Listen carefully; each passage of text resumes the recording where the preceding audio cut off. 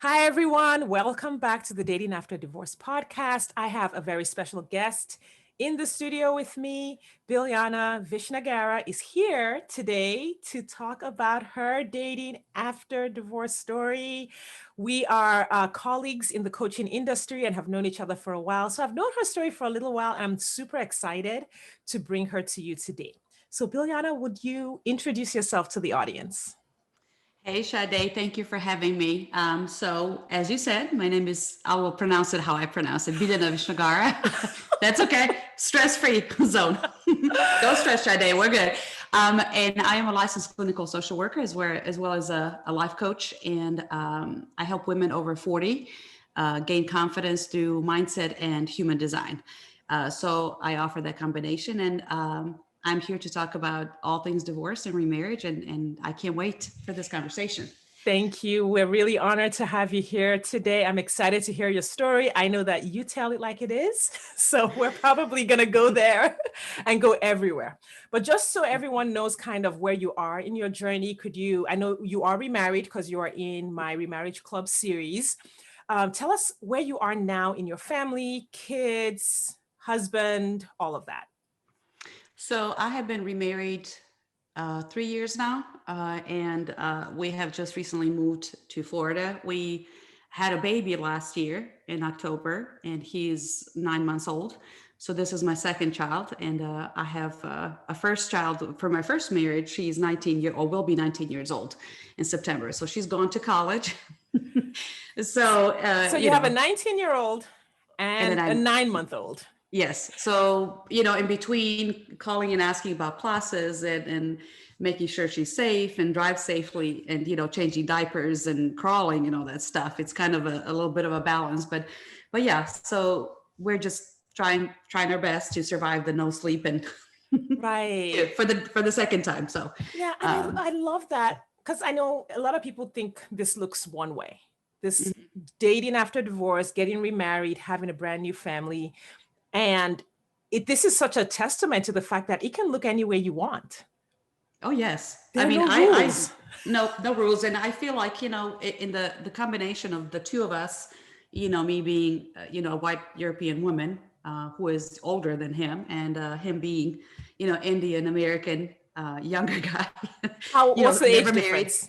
8 years old. So 8 years. So we met when he was, we were of course younger. This was several years ago, but the age difference was never really that obvious in a sense that we really got along and all that. But you have this combination of the two of us, with the biracial child, and then, my daughter who is, so it's very interesting how it all, you never know, you just kind of come up with your own idea and you just do your best to meet your own expectations in terms of what you want of your family. There are no rules. You do, this is permission to do whatever you want to do. Second time around, third time around, right? So yeah. I love that. I teach my clients to date like CEOs. I'm like, you are literally, because they'll ask me, well, what are the rules here for this part? I'm like, no.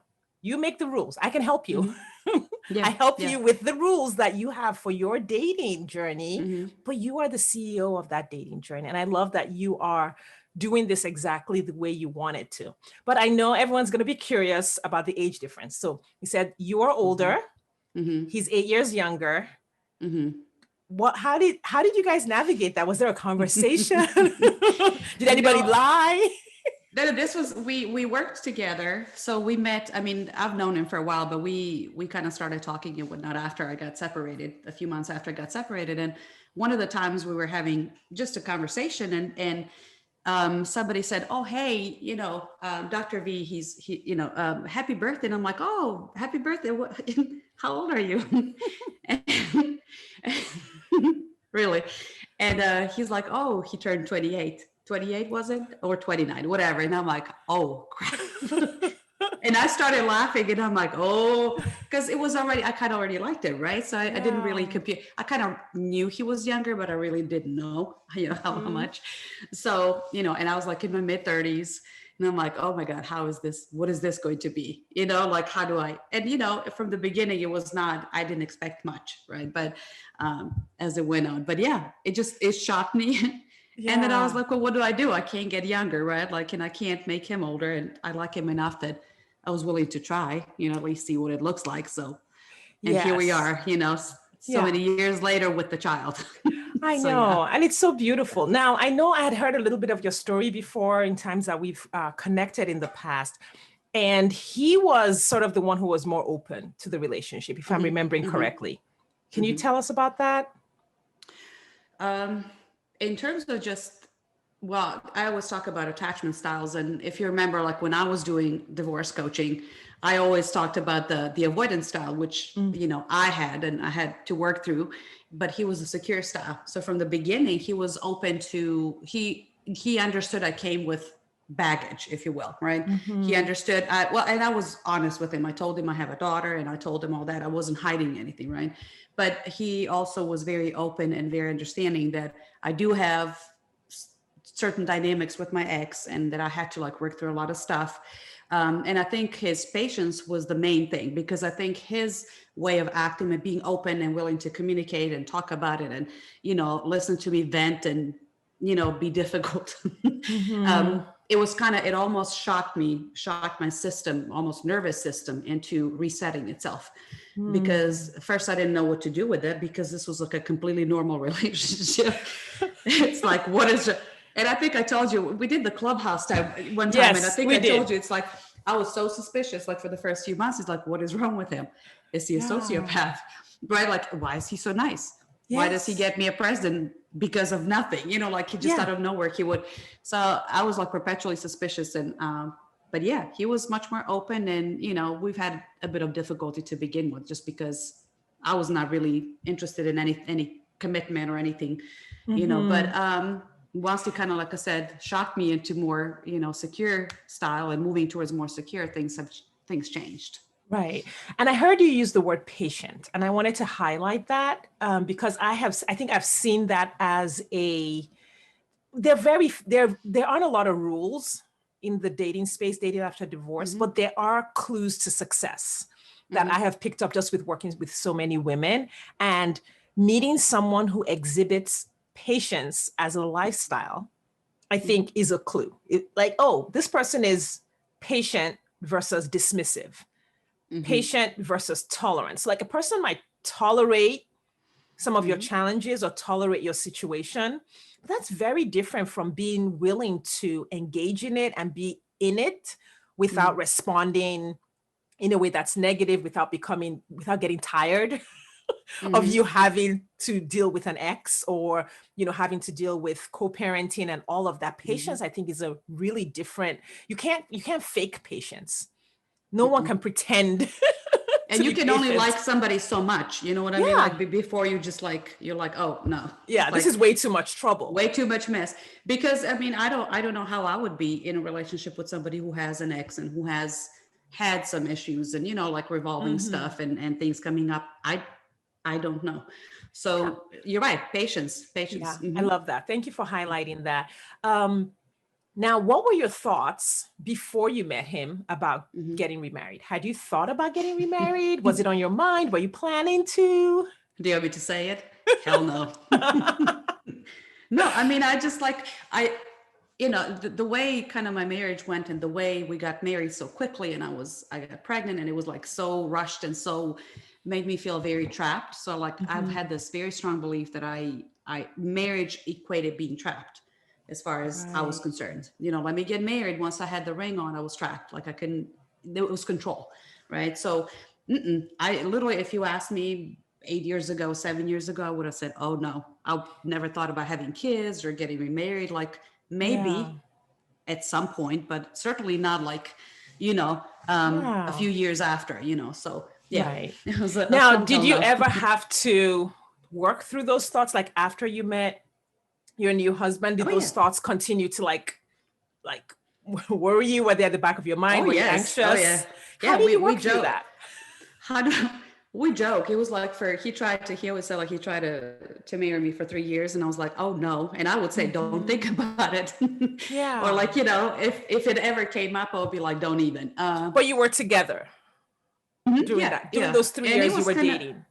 Yeah, and it was kind of like the background was, yeah, we're moving in that direction, and then I had like those individual thoughts, right? But Right. as much as he was patient, I was willing. I think that was something that it worked really well on my part. It was super uncomfortable, but I was willing to do things Mm-hmm. differently, or to change my thinking. And one of the best things that I did for myself is finally realize he is not my ex. Because I had Yeah. this huge overarching thought, all men are assholes, my ex, right? Like, so Mm-hmm. everybody, and then I'm like, and then I started questioning it, right? That's the point where, as you do mindset as well. Until you start questioning, you don't you don't start changing it, because it'll just, go on, unquestioned, right? So yeah, not Right. We all have men are these the same. thoughts Yeah. that Yeah. people, and my clients do tend to have those thoughts like, oh, there's no good men out there. All the good men are taken. Right. If Hmm. they were good, they would be in their relationships. A lot of just those like general thoughts that get thrown out there, Hmm.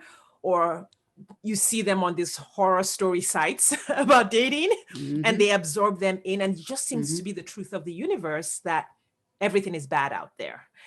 Can you talk about how you questioned? What was your, like, what are some ways that you questioned your thoughts? Or what are some ways that they can question their thoughts when they feel like there's nothing out there for them? Um, well, I did know I had a couple of friends that actually had remarried and had good marriages. I also had a few friends that had their first marriage was really good. Mm-hmm. I also, the thought of all men are this, all men are that, like that's the generalizing thought that I had. And then I would think to myself, well, my dad was not a bad husband. Like my Right. dad was not a sociopath. My dad was not, right. Like this was, so if you just find, I think with like, when you start changing your mindset and your thoughts, I think people feel like they have to go from, oh, all men are horrible and everybody's taken, to, oh, Mhm. everybody's available, they're all, you can't do that, you can't make such a huge jump. So even just Yeah. loosening up a little bit of the thought and questioning, like I said, well, really, do I know all men? That's what I would, Oh, ask the good questions. one. Unless you've met every single man, and you've dated every single man, you have no clue. I mean, all Yeah. men, every man, like that's a huge. So that's a red flag to look for, in thinking in general. Anytime there's an absolute word attached, Yeah. everybody, all the time, never, always. That's your first red flag, right? And ask yourself, like, really, is this really true? Yeah. Right. And once you find 100%. something that just a little bit kind of, opposes your current thought, then you can loosen it up a little bit. I'd be like, well, maybe it's possible that there is a man out there or here, so online, right? Like, it's Somewhere. possible. Statistically, it's possible, right? So Yes. yeah, you offer your brain a little bit more of a logical point of view, because when you're scared and when you're like, fresh out of traumatic relationship or toxic relationship, you're not thinking with your logical brain. It's survival mode. Yeah, 100%. Yeah. And here, Yeah. there's a little trick that I've done with some of my clients who have maybe a background more similar to mine, where they really saw very few good men. So my Mm-hmm. dad and my mom, divorced when I was very young, and my dad uh, was violent in some ways. Like, it just was just like really bad, a little bit of a shit show. and and my marriage was the Yeah. same. Mm-hmm. And so my experience in many ways was that, well, a lot of men are this way. And then I started hearing about people that I thought were good people also turning out to not be great. So even though I knew logically that not all men were a certain way, experientially and emotionally, I Mm-hmm. did not have that experience. And one of the things I did while I was dating, because I kept initially attracting people who were more like my dad and like my mom, not my mom, like my ex, I Yeah. went on a scavenger hunt in the world. So for several months, I would look at people, men at my workplace, or at events that I went to, my friends' husbands, and I would write down the qualities that they had that were Mm-hmm. positive. I would literally look at them in action Mm-hmm. and say, oh, look at how gentle he's being with Yeah. his kid versus what I Mm-hmm. had experienced with my ex. Or look at this, or I would listen, you know how coworkers will call home during the day and you can hear the Mm-hmm. conversation. And I would listen to how some of the really nice guys were talking to their wives on Mm-hmm. the phone. And so I went on a scavenger hunt and really reset my own brain and the data that my brain had by looking for it in the world. So it's there's so many different ways to do that, the way depending on who the person is. But I love that you questioned it. I had to go look for evidence. I was not able to just Yeah. work through it And myself. I think it was helpful because, I adored my dad. They didn't have the best marriage. I wouldn't say, like, not no violence or anything like that. I think they were just different people. My parents were, somehow they managed to stay married for 45 years, until both of them passed away. But he, in his own right, was just a patient man, and just very stable, consistent, and all that stuff, which were qualities that I were attracted to, or that was, part of why I was, like, so attached to my dad. It was like the calmness and all that. And then fast forward to this husband, he's very calm and very patient, and just in general, like, I've seen him mad 2-3 times, and then I would, I'm like, right away, because the Leo, like, when they get mad, you're like, okay, bye.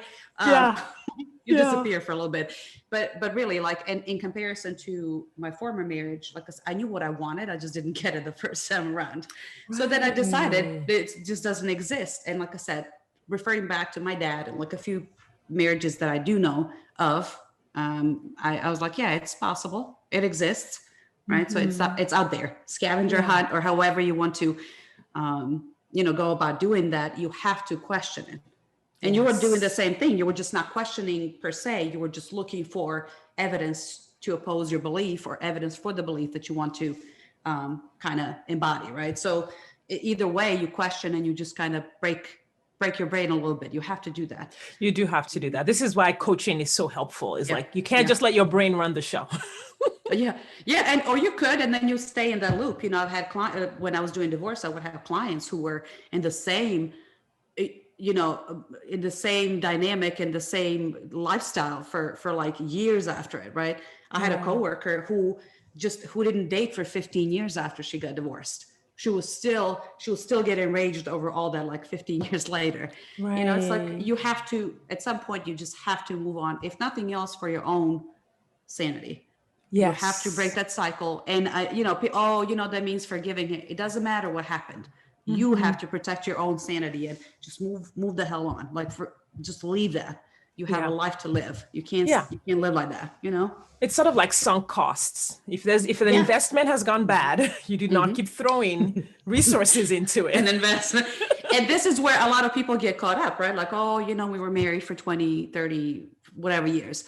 But if the quality of marriage was shitty for half of that time, you really didn't have 30 years of marriage. You had maybe 10 years of marriage, and then you had 20 years of misery, right? So, like, you have to also, time doesn't mean anything. You could have been married for 45 years, like my parents, with not such an ideal marriage, right? Yeah. So I know one of the thoughts that I initially had, this was early in the divorce, actually probably before the divorce got finalized, like just during the separation. And I was looking back, because we separated at 17 years of marriage. And I was like, oh my God, I lost so many years. I wasted so many years in this. And I realized that the thought I wasted so many years was causing me to continue wasting additional time thinking about the time that I'd wasted. It's true though. I mean, technically, yes, you have lost time, right? Technically, time has passed by. But to me, it's, if I didn't go through the experiences that I went through, I would not have the marriage that I have now. I'm not saying it's worth it. It was a beautiful experience. I mean, certainly I would have liked to skip the part of having, right, like and then just become this woman who just marries a completely different man, right? Like, but some of us don't have that, right? Yeah. So it's, and who we were then, literally, I look back and I'm like, sometimes I go back and I'm saying, okay, well, I wonder if she could have done something different. I know myself. At 21, I'm like, no, that was exactly what I was going to do. Please. I was clueless. I just, like I said, like we were just talking before this, and I feel like, once I got pregnant, it, which, like I said, took 7.5 seconds, with the meeting him. Yeah. I was like, yep, that's it. Right. Like, what other option do I have? Like, I wouldn't even consider anything else. Right. Like, it was, you got to do what you got to do. I'm 23 years old and have no clue. Fast forward to, getting married at almost 40, it's a huge difference. Huge. And that's because of the experience that I had. Mm-hmm. Right. And I was willing to let this go. And I was going to say, I'm sorry. I was willing to, that's one thing that divorced women have once they get remarried, I feel, is they're willing to let go of a relationship that's not the relationship that they want. To me, comparing to what I've gone through, I was willing to either wait, or either just, I was not going to settle again. and I'm willing Right. to let the relationship go if it's not what I want, Right. so. What do you think gave you that confidence to be in this relationship and say, well, if this didn't work out, I'm not going to marry him just because we're in a relationship or just because I have him now. If this isn't working, I'm going Yeah. to let him go. Like, what gave you the confidence to do that? What would you call that quality? I call it detachment, but sometimes that sounds a little cold. To be detached, but it's kind of like the opposite of being super attached and needy to a person in your life. Well, but I think the reason I say that is that I am now convinced that I will be okay no matter what. Like, I was a single mom Yeah. for a few years. I paid all the bills. I took care of my child. I had a career. I mean, I was perfectly fine. And there's one thing for me, at least, maybe that's, some of the attachment style speaking for me, but you mentioned attach or detachment, but you technically don't need anybody. There is this idea that we need a person, and no, you don't. You don't. So when you come from that standpoint, if you see your life and you see your capability, you see what you're able to do, take care of yourself, how actually strong and capable you are, right? You then need more proof that this is the man that you should marry, right? Like, I don't, right? Yes, Like, I I don't need, know. Yeah. yeah, yeah. Like, you better be good for me to leave all this where I'm perfectly fine. I mean, it took me a while, it took me a little bit of time, but once I bounced back, I was like, because I thought I Yes. had it all, right? Like, I thought I was like a catch, And you so were. That's actually yeah. the I mean, truth. You were. yeah, and really, if I look back, yeah, you're right. So it's also good to kind of like collect proof, or like you were doing the scavenger hunt. It's really a good idea to write down why am I such a good catch, right? What makes me a great Yes. catch? I, Yeah. I guarantee you have plenty of things to say, Yeah. That module in my program is called the Irresistible You. Yeah. And I look at it like you are irresistible already, and you are making an irresistible relationship offer to this other Yeah. person. Like, Yeah. it's irresistible. All of them are going to want it.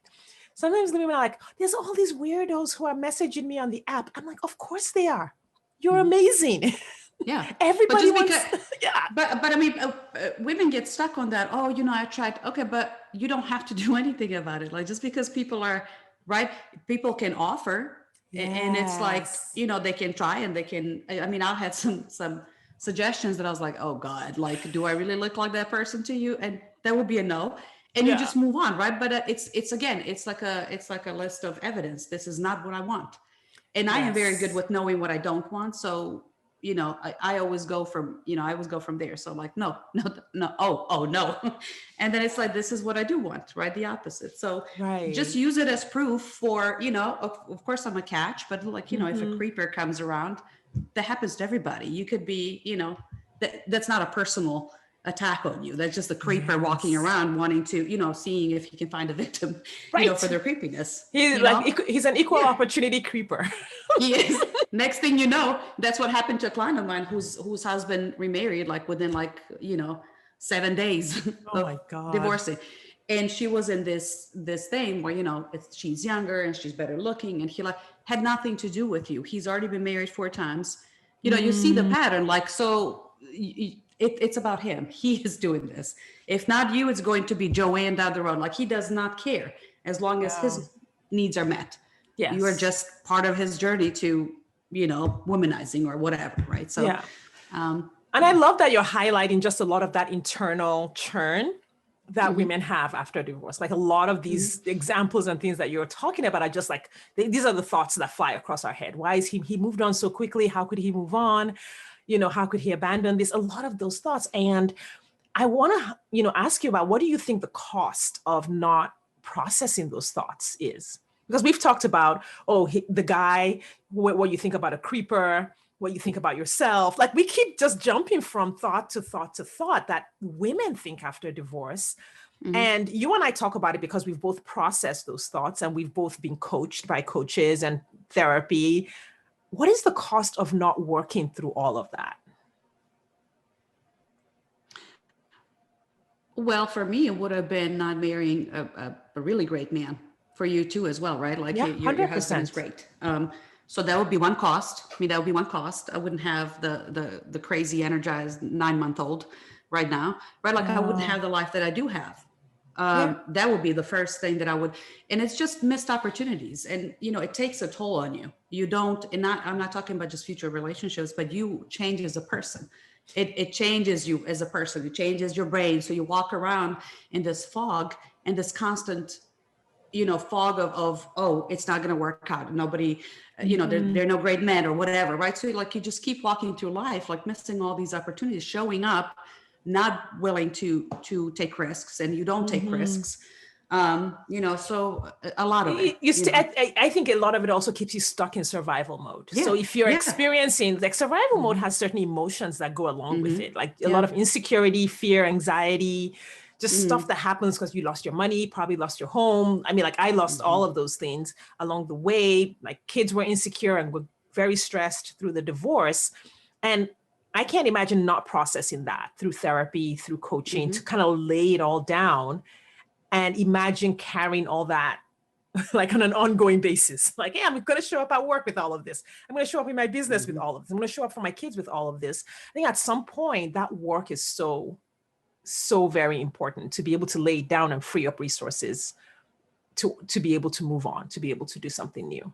To move on and to just be present in your own life. I think, for me, I was very distracted. Like the last few years of the marriage, I couldn't really, I was functioning, but I was functioning around certain things like, job and school and whatever, but I didn't have the emotional capacity for anything else. It was like just drudgery, right? Like day to day, I was depressed, and it was just, I always kind of compare it to like a withering flower. It was not quick. It was just like a slow death, basically emotional death, So had I not done the work, and had I not, I didn't have a coach at the time. I didn't even know what coaching was, but I was lucky that I worked at a place where I was a therapist, and I had a lot of therapist people there. So I didn't, I would just go from one to another, just when I would have meltdowns, and I was very open about talking about stuff, and I still am, right? Yeah. I mean, it's in terms of like my experience, not talking about him, but just talking about myself. So that helped me, just even saying it, and just even saying it out loud, it kind of changes the tone, right? When you say like, okay, this needs to be figured out. I'm wasting my life. You think you wasted your time being in that marriage? No, you're wasting your time now. Yeah. You're just continuing to waste your time because you're still stuck in the same survival mode, like you said. Yeah, 100%. All right. So let's talk about your new family. What would you say your most interesting dynamic is? What's the most fun thing that is come about because you're remarried and you have this interesting family dynamic? What's like unique to your family? Well, like I said, like the age difference, the race, Yeah. religions, like it's like you could not have put two different people, complete difference. His parents are Indian, and like my parents, my mom had a chance to meet him, and but that's interesting. Like the one fun thing is like he knows a little bit of my language, actually quite a bit. Oh. So did he learn it after he met you? Yeah. Or okay. Yeah. And of course, the first set of words were swear words because that's how I roll. But like, so now like when we speak to the little one, I speak to him in Serbian, right? But in my language, but he speaks like 3 languages to him, so that's kind of fun. But fun. Yeah. And one thing is interesting, like my daughter, I believe, she never told me, but I believe she chose to pursue psychiatry. At least that's the choice right now. We've had 59 different choices, but let's go with this one. I think because he's a physician, so she has seen him talk about medicine and talk about that stuff. So it's interesting. It's interesting how your dynamic is completely unique. You cannot even imagine what that'll look like. You can't imagine. And I know that for me as well, like coming in, a lot of what I was like, I'm just going to pray for peace, right? Like we all get along. That was like my huge I knew my husband was the one. And for the most part, I think both of us were just like, okay, as long as the other person gets along with the other person's kids, we're good. Yeah. But we've reaped so many more rewards beyond that. Like he's a night owl. Actually, he and both my kids are night owls. Yeah. So I'm usually in bed at 10 and they stay up till like 2 a.m. It's crazy. And there was a night my daughter, she went off to college. First of all, she went off to college last year during COVID and I had surgery the same week. So he took her and got her settled in to college last fall, which was just incredible. And then you never know when they're going to be homesick. Well, the day she got homesick, it was like 2 a.m. So guess who talked her through Yeah. her first major wave of homesickness? It was my husband. Yeah. And Yeah. that was just such a gift that I could not have prayed for that. Like that would have been like way above and beyond what I could pray for. And I think when you don't give yourself that opportunity to dream, we're falling so far below what we can have. Yeah, that was because my fear as well. Yeah. Because I didn't know. I mean, again, he doesn't have any kids, but she was, what, 14? Oh my God, however old she was when they met. So there's a fear, what if she doesn't accept him? Then I would be in a position where I would have to make a choice. And of course, I know what I would have kids, chosen. for sure. So you're like, oh, come on, let's work this out. Like so, it took a little bit. She's very shy, very, she's not really very open at first. But then, fast forward a few years, they cook together, they share recipes, or she'll go to him for advice. When she doesn't come to me, she'll listen to him rather than me. Yeah. Right. So that's when it shows you there's trust, and it shows you there is at least, care for one another. And, so that helps, especially now that there's a little one, that is his sister. So it's a hot mess. It's a mix, but it's fine. I mean, of course, there's always something coming up. There's always the hot mess part of it, Yeah. I mean, it's not like, it's not like a smooth story where it's like, we're all like now like dancing around together and stuff. Like, it gets like, when I have to talk to her about something, or about her dad, whatever, right?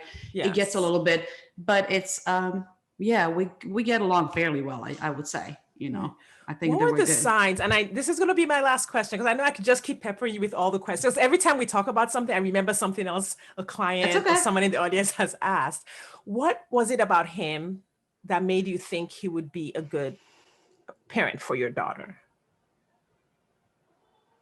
The way he treated me, because I'm a petulant child deep down.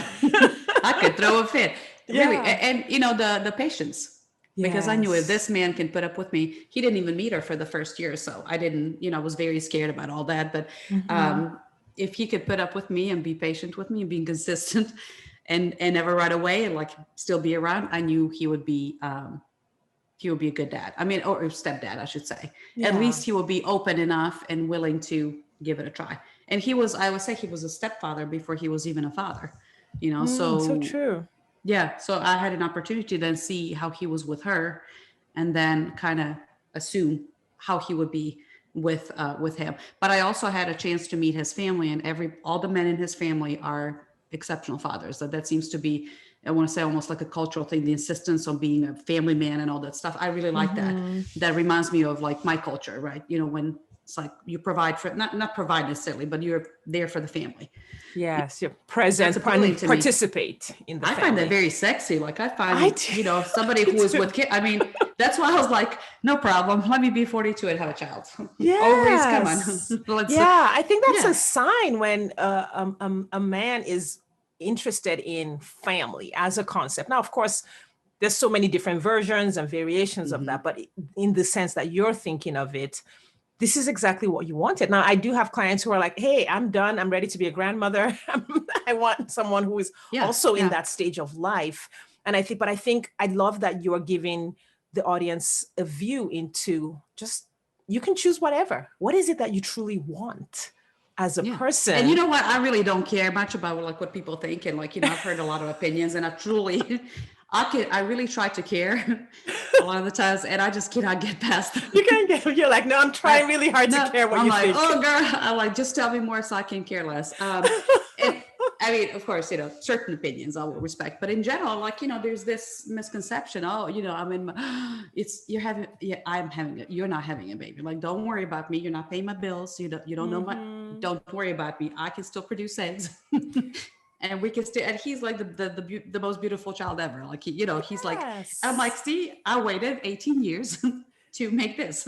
So again, like I said, any scenario is possible, whatever you want. If you choose not to have kids and you prefer somebody closer to your age, so you guys can be empty nesters, I mean, more power to you. I don't, but I know several of my friends who have divorced, married in their 20s, divorced in their 30s or so, and then who have kids now in their 40s, because it's a new relationship. So that's the same analogy with, all men are this, or all men no, they're not, right? So this is not the same marriage. This is the marriage where I actually do want to have a child with this. Why wouldn't I? Right. And You some know, men want to have kids. That's the oh, other he fear. wanted it.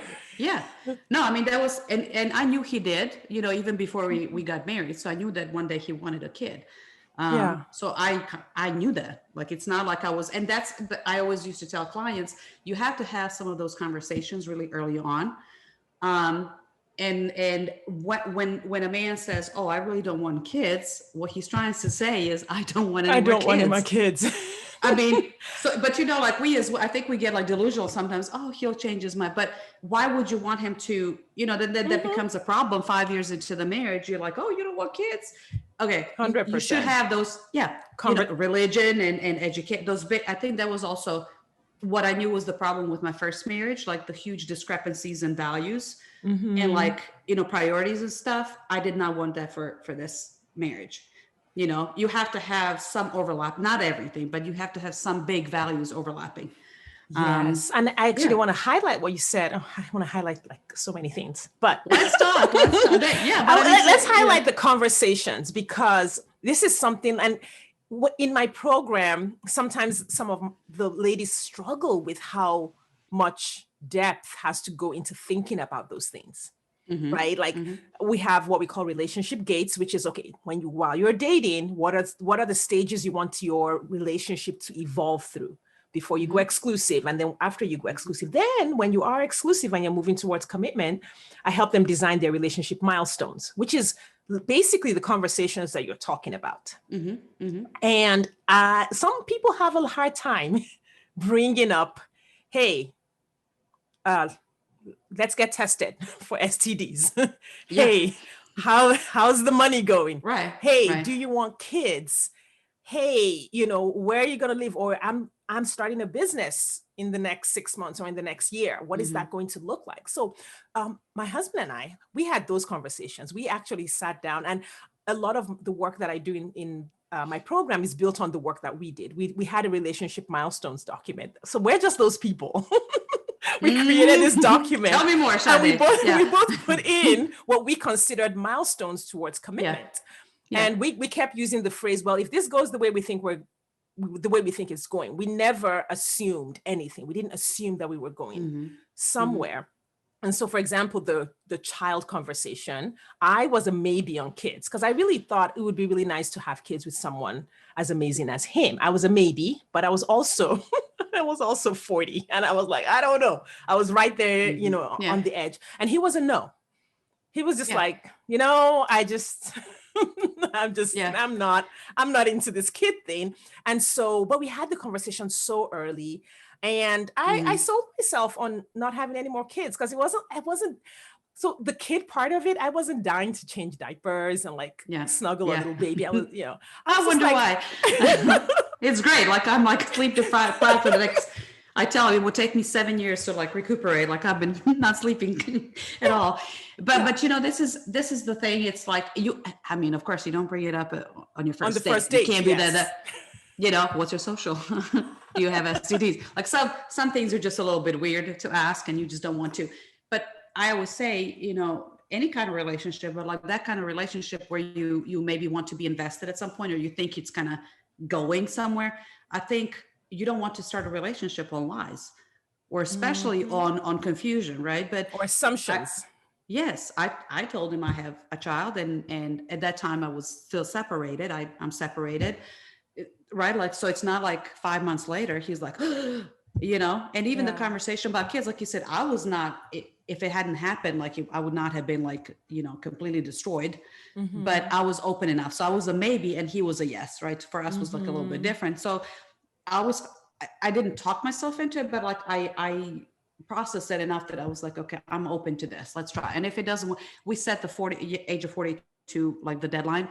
If I don't have him, don't get pregnant by 42, forget it. Like, we're just gonna, you know, it's fine. And I did get pregnant, you know, before I turned 40. Yeah. So, but you have to have those conversations. It's awkward, but it's awkward when you have the conversation about, why didn't you tell me, you know, 11 months ago that you have 2 children, you know, like I've never seen your children, or stuff like that, you know, or that you have a 430 credit score, which one of the people that, Yeah. Because Yeah. not asking, I think sometimes we don't want to ask, and we we will tell ourselves that, oh, it's been said, it's been implied, so that we don't have to ask Yeah. because of Or it's, avoiding the discomfort.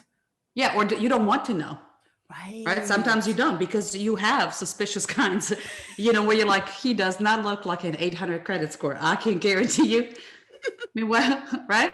But you have to, like, at this point, like, that might have appealed to me when I was 20, and when I thought like it was romantic, like to not have a regular income and whatever. Actually, I never did, but he was not the type like I was, my ex. But like nowadays, if you came to me and you said like, oh, I don't have a good credit, oh, bye. Yeah. And, what time. you would accept Yeah. at 20 is Yes. very different. It's a very different stage of life. When you're in your midlife, Yeah. like a 22-year-old who doesn't have a stable career is Yeah. very different from a 40-something-year-old who doesn't have a stable Yeah. career. Two different things. Yeah, I had a client, and he was actually, it reminds me, because then I shared with her that example, her ex or whatever, like, he had a horrible credit score, and she kept saying, oh, he's trying. No, he's not trying. Like, you or like there was a guy that she met who hasn't had a job, right, like for a couple of years. Same story. Like, she was giving them a second chance. Oh, he's really trying. No, I mean, you can lose it, fall on hard times and stuff, but not for like 2-3 years. A guy for who a drove her decade. home. Yeah. A guy who came to pick her up on a date. This is the same client. I was like, holy crap.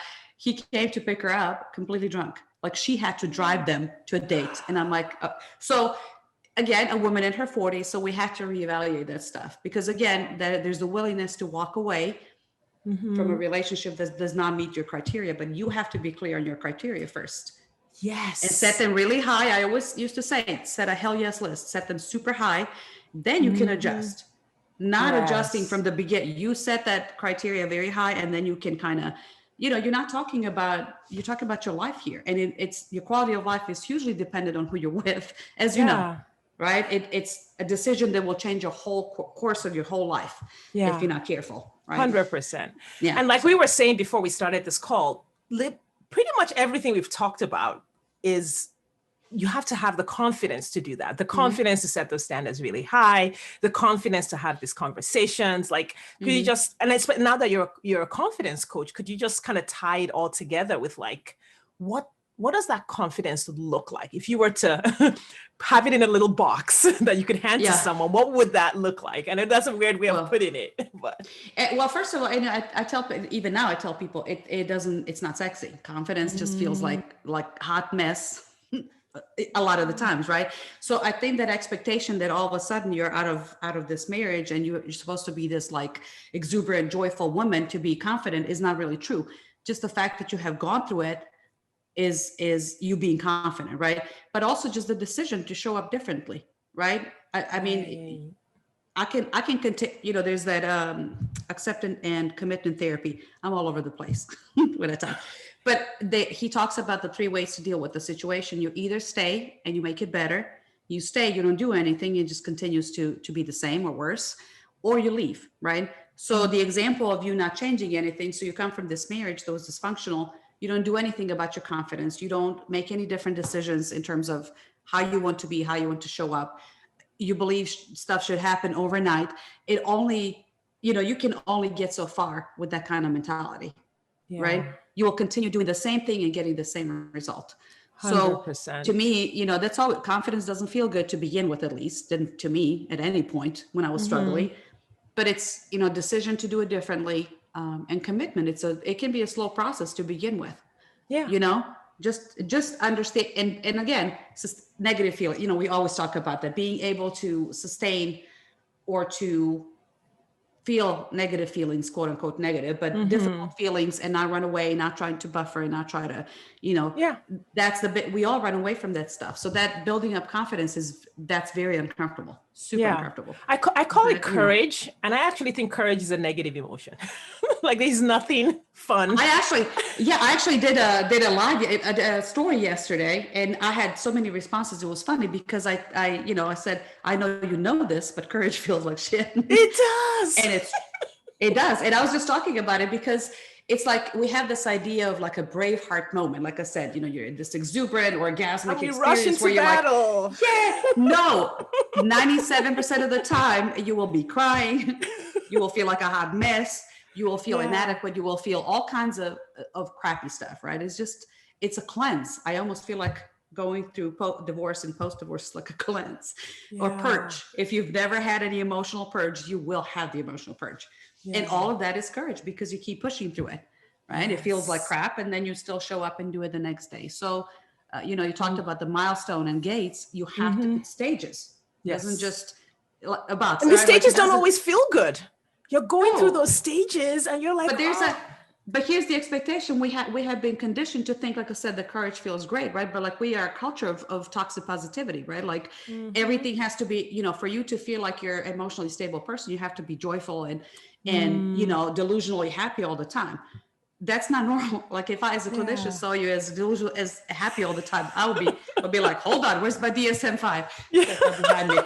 Hold on, girl. Let me see what's going on. Let me see what's it's not normal, right? So like understanding, I always tell clients, expect it to be shitty.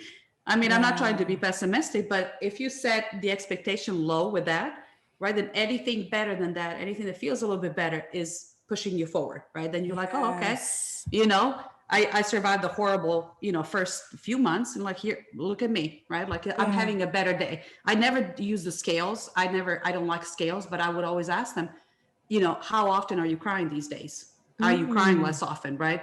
Oh, I'm crying, you know, now I cry like, you know, 2 out of 7 days. Okay, we're good. You used to cry 5 out of 7 days. Right. Now we're moving forward. Yes. Yeah. And you get to decide what courage is for you. That's always, again, no shoulds. Like we said, you get to decide whatever it is for you. Yeah. There are no rules. I love that so much. Thank you so much You're for welcome. sharing so openly with us. Like this was just such an amazing conversation. Might have to have you back.